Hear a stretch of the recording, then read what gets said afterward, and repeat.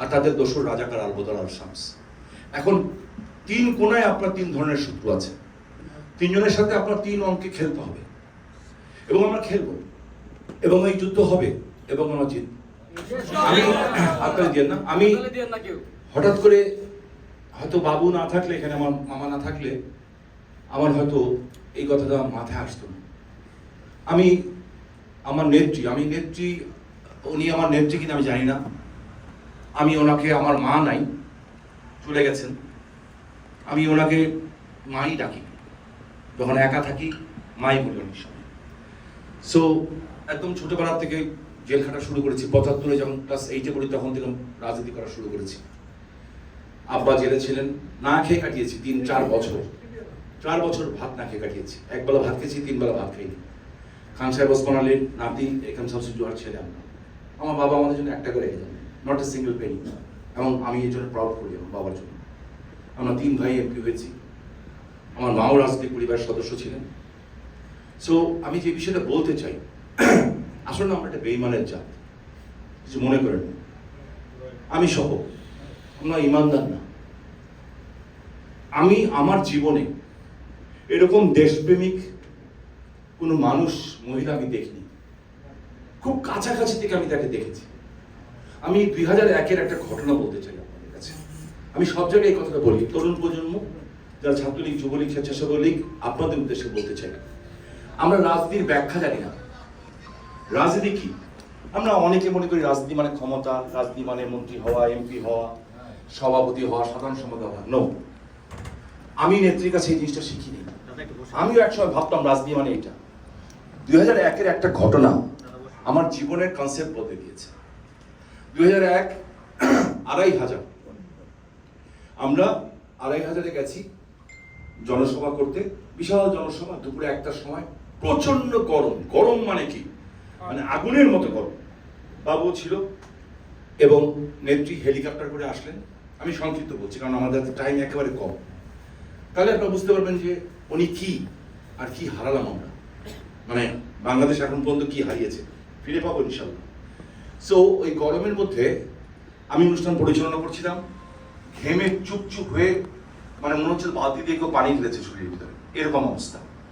আপা আসলেন, বক্তব্য দিলেন, বক্তব্য শেষ হলো, ওনাকে বিদায় দিলাম, উনি গাড়ি করে চলে গেলেন।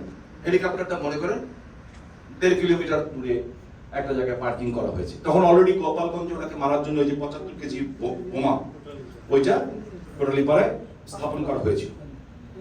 যাই হোক, হঠাৎ করে দেখলাম এসএসএফ এর গাড়ি আবার ফেরত এসছে। স্পেশাল সিকিউরিটি ফোর্স এসে বলছে, স্যার আমাকে বলছে, আমি কি বল, স্যার আপনাকে মাননীয় প্রধানমন্ত্রী ডাকছেন। মানে আমাকে বললো, হ্যাঁ। আজ কেন? বলে জানি না স্যার, উঠেন। তো আমি ওনার গাড়িতে লাফ দিয়ে উঠলাম, আমি গেলাম। বিশ্বাস করেন, আমি আল্লাহকে সাক্ষী রেখে বলছি, 2-1টা দাড়ি কমা সেমিকোলন হয়তো এদিক ওদিক হতে পারে, আল্লাহ আমাকে মাফ করুন, 2-1টা দাড়ি কমা সেমিকোলন জাস্ট এদিক ওদিক হতে পারে। বাট ওইটা আমার জীবনের সবচেয়ে বড় অভিজ্ঞতা রাজনীতিতে।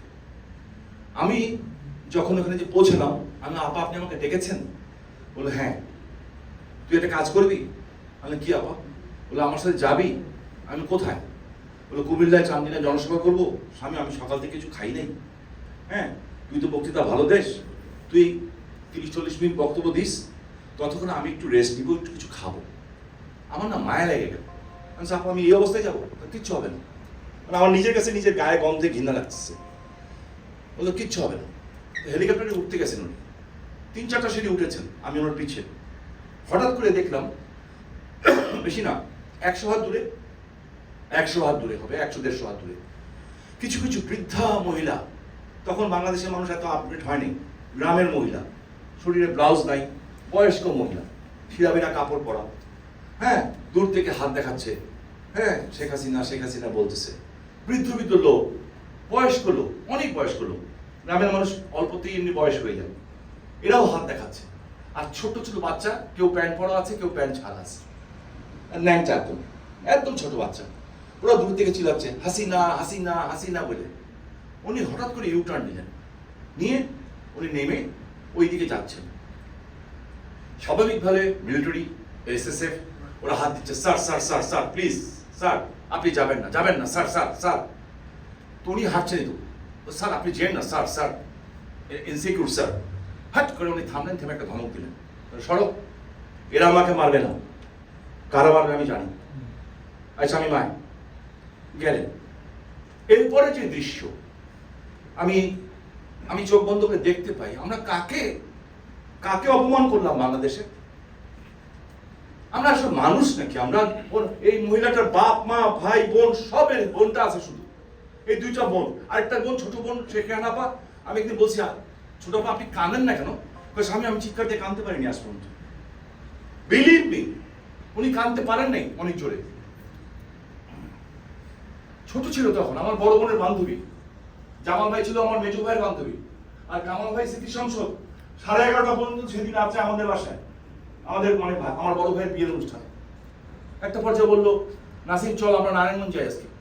পরে বললো না না না, সেদিন যেহেতু ইতিহাস অন্যভাবে লেখা হতো। সবাই বললো হ্যাঁ হ্যাঁ চলেন চলেন চলেন চলেন। ভাইয়া বলো চলেন। হঠাৎ করে উনি বললেন, না রে আজকে যাবো না, আজকে গেলে আমার নাসিমের বাসর রাত নষ্ট হয়ে যাবে। নাসিম এক কাজ কর, কালকে তুই আবিনার সকালে ঢাকায়, বাবার অনুষ্ঠান আছে ঢাকা বিশ্ববিদ্যালয়ে, ওই অনুষ্ঠান শেষ হলে আমরা সবাই নারায়ণগঞ্জে আসবো, আইসা তোকে নিয়ে যাবো, বাবাও তো ঢাকা ক্লাবে আসবে অনুষ্ঠানে, তোর বৌভাতে আমরা একসাথে আসবো। কামাল ভাইয়ের আসলেন না, চলে গেলেন। এটা আমার মা বাবার অনেক কষ্ট ছিল জীবন, আমার বাবার সারা জীবনের কষ্ট ছিল। আমার মা বিশেষ করে, আমার মা মানতে পারেনি জিনিসটা, মানতে পারেনি। এরপর থেকে আমার মা সবসময় একটা কথা বলতেন যে এই জাতিটা ইমানদার না, ইমানদার না, সারা জীবন বলতেন রাজনীতি করছে করো কিন্তু ইমানদার না। আমি আজকে প্রমাণ হয়েছে, আবার যখন এই মহিলা দেশটাকে আবার দাঁড় করালেন, বাবা আমার সবকিছু পড়ে দিয়ে দিয়ে। যাই হোক, আমি অন্য প্রসঙ্গে চলে যাচ্ছি। আমি খুব ইমোশনালি কথা বলছি। সেটা হচ্ছে যখন উনি ওই মহিলাগুলির সামনে গেলেন, বিশ্বাস করেন ওই মহিলাগুলি ওনাকে জড়ায় ধরতেছে, উনি মহিলাগুলির বুকের মধ্যে এভাবে একদম মাথা দিয়ে রাখলেন, একটা একটা করে মহিলাকে জড়ায় ধরতেছে। টোটাল ঘটনা 15 মিনিটের ঘটনা। বৃদ্ধ বৃদ্ধ লোকগুলি ওনার মাথায় হাত দিচ্ছে, আমি ওনাকে দেখতেছি, আপা এমন করে কেন? তখন ছোট ছিলাম তো, মানে একটু লজ্জা শরম কম ছিল, এখন তো বড় হয়ে গেছি, একটু মানে দূরত্ব রাখি।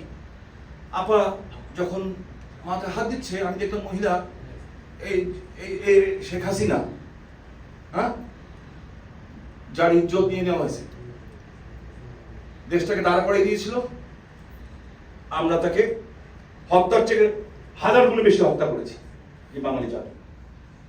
সেখানে উনি ওই বৃদ্ধ বৃদ্ধ মহিলাগুলি আদর নিলেন, বৃদ্ধগুলি যখন মাথায় হাত দিল উনি আদর নিলেন, ব্যাক করছেন। আবার এই বাচ্চাগুলি বলতেছে হাসিনা হাসিনা। উনি ঘুরে তাকালেন, তাকে বাচ্চাদের তাকালেন, হাসলেন, হেসে হাত দেখালেন, হেসে উপরে উঠলেন। উঠে হেলিকপ্টার এইভাবে উঠে এইভাবে উপর দিকে, সেনাবাহিনীর হেলিকপ্টার, বড় হেলিকপ্টার। তো হেলিকপ্টারের মধ্যে আমি দূরে বসতে গেছি, কারণ আমার ঘামের গন্ধ শরীরে। উনি বললেন সামনে বস, এখানে বস। আর না পাবেন দিকে বসে, আমার শরীর, আরে বস। বসলাম। আমি আল্লাহর নামে শপথ করে বলছি, কসম আল্লাহ, আমি দেখলাম এই মহিলাটা, যার বাপ মা সবাইকে আমরা মেরে ফেলেছি, এই মহিলাটা নিচের দিকে তাকিয়ে আছে। তাকিয়ে উনি মুখে হাসি আর চোখ দিয়ে টপ টপ করে পানি পড়ছে। আমি বললাম চাপা, বলে আচ্ছা আপা, ও আপা, বলে কি? আচ্ছা আপা আপনি কাঁদতেছেন না হাসতেছেন? উনি বলে তাকে বললেন শামীম, এই বৃদ্ধ বৃদ্ধ মহিলাগুলি যখন আমাকে জড়া ধরে না, আমার মনে হয় যে কবর থেকে উঠে আমার মা আমাকে দোয়া করতেছে এবং বলতেছে, মাগো এই দেশের মানুষগুলির জন্য কিছু কর, ওদের কেউ নাই। ওই বৃদ্ধ মানুষগুলি যখন আমার মাথায় হাত দিয়ে দোয়া করে, আমার মনে হয় আমার বাবা বলছে, মা আমার দোয়া তোর সাথে আছে, আমার দোয়া তোর সাথে আছে, তুই এই দেশের জন্য কিছু কর, দেশের মানুষের জন্য কর। বাচ্চাগুলি যখন হাত দিয়ে এমন এমন করে আমাকে হাসিনা হাসিনা বলে ডাকছিল না, আমি জি আপা বলো, আমার মনে হচ্ছিল যে আমার ছোট্ট রাসেল বলতেছে, ও হাসু আপা, হাসু আপা, ও হাসু আপা, আমাকে একটু কোলে নাও না। এদেশের মানুষের মধ্যে আমার নেত্রী, আপনার নেত্রী, আপনাদের কারোর বড় বোন, আপনাদের বোন, আমার বাবুর, আমরা যারা ছোট আছি, আমাদের মা মাতৃতুল এই শেখ হাসিনা। আমি সেদিন থেকে বলছি, রাজনীতি মানে পদ পদবি না, অহংকার না, রাজনীতি মানে মানুষকে ভালোবাসা। এই মহিলা যেটা বলছেন আমার ভাই সিদ্দিক ভাই, ট্রু। 2 তারিখ রাত্রে আমি তার কাছে গেছি যে আপা প্লিজ প্লিজ আপা আপনি কারফিউটা উঠিয়ে দেন। আমার নারায়ণগঞ্জ থেকে আমরা 1.5 লাখ লোক আসবো। আমার সাথে টেলিফোনে আমি কথা বলেছি তখন এই মুহূর্তে। আমাদের সাথে হঠাৎ করে আমাদের উপরে হামলা করেছে।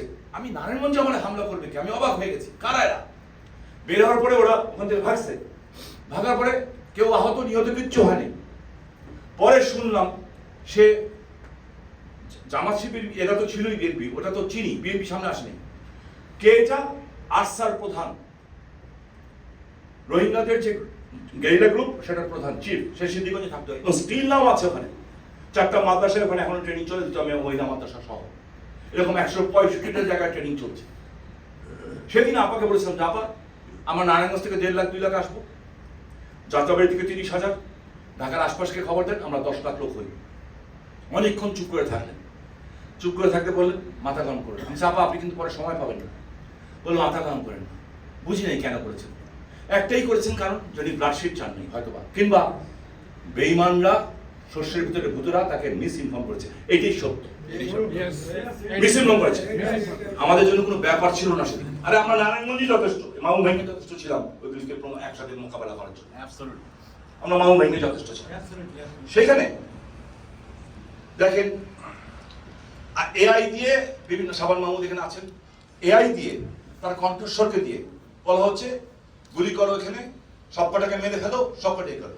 19শে জুলাই, আমি 13 জুলাই এখান থেকে গেছি, 19শে জুলাই একটা মেয়েকে, নারায়ণগঞ্জে একটা সাংবাদিককে, হ্যাঁ আমার বড় বোন এখানে বসা আছেন, আমি মানে বলতে লজ্জা লাগে বোনদের সামনে, বিএনপির সাংবাদিক, এই মেয়েটাকে দুপুর 12টার সময়, সিদ্দিক ভাই দুপুর 12টার সময় ও গেছে প্রোগ্রাম কভার করতে, বিএনপি প্রোগ্রাম কভার করতে, জামাত বিএনপি প্রোগ্রাম কভার করতে। ওকে শকুন আর নেকড়ে যেমন ছিঁড়ে ফেলে শরীর, ওকে পুরা কাপড় উলঙ্গ করে স্পর্শগত জায়গাগুলিকে ছিঁড়ে বেড়ে ফেলা হয়েছে। এই খবর যখন আমি পেলাম, আমি তখন আমার প্যাথিদিন চলছিল, আমার ব্যথায় আমি এটা খুলে ফেলেছি।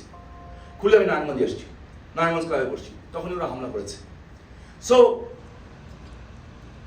আমার এরপরে হঠাৎ করে খবর পেলাম কি, নাসিম ওসমান মেমোরিয়াল পার্ক, এর আগে আওয়ামী লীগ পুড়িয়ে দিয়েছে নারায়ণগঞ্জে। আমি তখন আমেরিকা, আমার ভাই নামের পার্ক ছিল মুক্তিযুদ্ধ নাসিম ওসমান পার্ক, ওইটাকে হামলা করেছে। আমার একটা বাসের কোম্পানি ছিল, রিজিক ছিল আমার, শীতল পরিবহন, পুরা সবগুলি 30টা বাস, একটা বাসের দাম 60 লাখ 70 লাখ করে, সব পুড়িয়ে দিয়েছে। সো ওরা এআই দিয়ে বলতেছে যে শেখ হাসিনা বলছেন গুলি করতে। সাংবাদিক ভাইরা এখানে যারা উপস্থিত আছেন আপনাদের কাছে জানাতে চাই, আমি আপাকে ফোন করলাম যে আপা ওরা আমার পার্সোনাল ব্যবসার গাড়িগুলি সব ছিল, সবগুলি গাড়ি জ্বালিয়ে দিয়েছে, মেমোরিয়াল পার্ক জ্বালিয়ে দিয়েছে। বলেছে কারা জ্বালিয়েছে তুমি জানো? আনলাম যে আপা আমি অ্যাকুরেটলি জানি না কারা জানিয়েছে, কারণ ওনার সঙ্গে আমি জীবনে মিথ্যা কথা বলিনি, চেষ্টা করেছি না বলার। বললো স্বামী যেহেতু জানো না কারা পুড়িয়েছে, সো কোনো কিছু করার দরকার নেই, মামলা করো।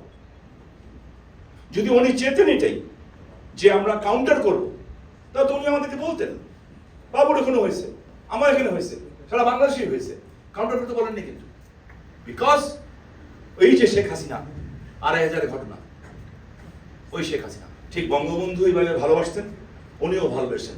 বঙ্গবন্ধু খুনিদের মুখোশ উন্মোচন হয়েছে, খন্দকার মোস্তাকটা বেরিয়ে আসছে, বাংলাদেশে এই মোস্তাকদের চেহারা বেরিয়ে আসবে। কেউ হয়তো বাইরে ছিল, কেউ হয়তো দলের ভিতরেই ছিল।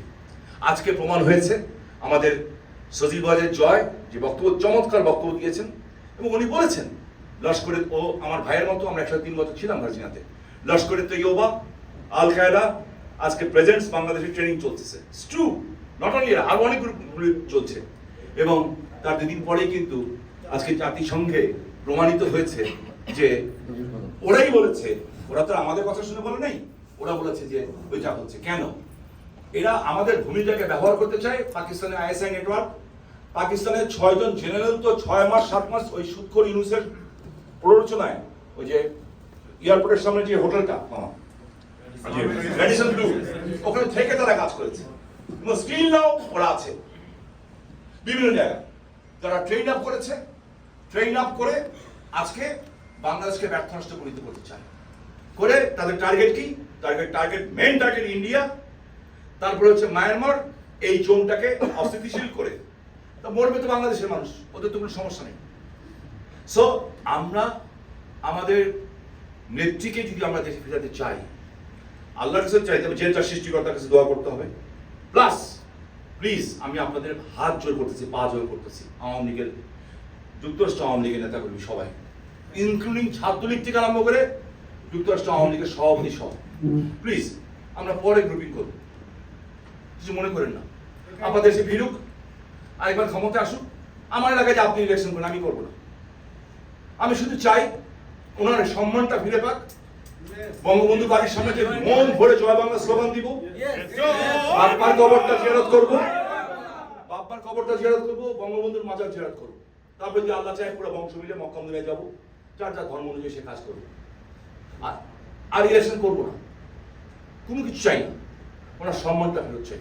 আর ওনার সম্মান যদি ফেরত হয়, বাংলাদেশের মানুষকে যদি আবার দাঁড় করাতে হয়, বাংলাদেশের মানুষের অবস্থা প্রচন্ড খারাপ, অর্থনীতি ধস হয়ে গেছে, মধ্যবিত্ত নিম্ন মধ্যবিত্ত পরিবার রীতিমতো না খেয়ে আছে। সো এই দেশটা আমাদের, যতই রাগ করি কষ্ট পাই, দেশের জন্য আমাদের লড়াই করতে হবে। আমাদের অতীতের বীর মুক্তিযোদ্ধা, এই আমার সিদ্দিক ভাই, মাসুদ ভাই, আমার শ্রদ্ধ মাসুদ ভাই, ওনারা যেভাবে দেশটা স্বাধীন করেছেন, আমাদেরকে সেভাবেই লড়াই করতে হবে। সো আমি আশা করি যুক্তরাষ্ট্র আওয়ামী লীগ বিশ্বাস করেন, আমি, বাবু, মামা, আমাদের মতো 100 এমপি 100 মন্ত্রী মিলে যা করতে না পারবো, আপনারা যুক্তরাষ্ট্রে থাকেন, পৃথিবী চাবিকাঠি এই দেশ এখানে আছে। আপনারা যদি ইউনিটলি কাজ করেন, আমি বলতেছি বিশ্বাস করেন, অনেক দ্রুত অনেক কিছু চেঞ্জ হবে, অনেক কিছু। দিল্লি তো এটা আমি কি বলতে চাচ্ছি আপনি বুঝতে পারতেছেন, হ্যাঁ। সো প্লিজ আমরা আপনাদের দিকে তাকিয়ে আছি, আমরা একলা পারবো না, আপনারা করেন। আপনাদের কর্মী হিসাবে আমি, আমার কিসের এমপি বাদ দেন, স্বামী ওসমান কিসের বিশেষ অতিথি, আমি বাবু, আমরা সবাই আপনার কর্মী। আপনার শুধু ইউনাইটেড থাকেন, ঐক্যবদ্ধ থাকেন। আপনারা ভাগ হবেন বড়রা, ছোটদের মধ্যেও ভাগ আসবে, আপনারা এটা করেন না। অন্তপক্ষে নেতৃত্ব দেশে ফিরাবেন, এবং নেতৃত্ব দেশে ফিরবেন, ইজ্জতের সাথে ফিরবেন। আমি আরেকটা কথা বলে রাখি, সব কথা খুলে বলবো না, যেদিন ফিরবেন অন্য কেউ রাষ্ট্রীয় ক্ষমতা থাকবে না, নেত্রী ক্ষমতায় যাবেন। জয় বাংলা, জয় বঙ্গবন্ধু, বাংলাদেশ চিরজীবী হোক।